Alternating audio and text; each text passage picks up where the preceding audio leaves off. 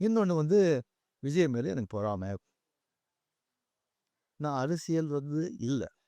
அரசியல்ல நான் இல்லைன்னு சொல்லி விலகியாச்சு. அரசியல் நான் இல்லாதபோது அவர் மேல எனக்கு ஏன் பொறாமை?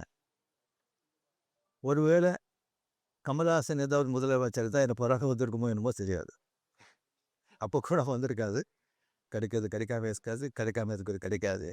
எனக்கும் விஜய்க்கும் வந்து ஒரு ஜெனரேஷன் கேப். கிட்டத்தட்ட 25 இயர்ஸ் டிஃபரன்ஸ். நான் முதல்லயே சொல்லியிருக்கேன்.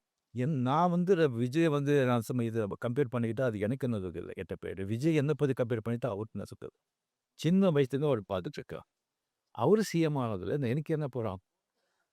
அது இவ்வளோ சின்ன வயசுல 52 வயசுல எம்ஜிஆர், என்டிஆர் சாதனை பண்றத விட அத விட ஜாஸ்தி. கம்ப்ளீட்டா சென்டர் பிஜேபி.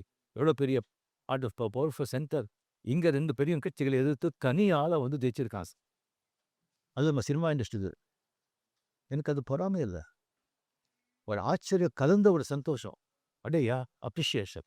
சூப்பர். ஸோ அந்த பொறாமையும் இல்ல. அவர்களுக்கு வந்து நிறைய எதிர்பார்ப்புகள் இருக்கு. இவங்க மத்தியில.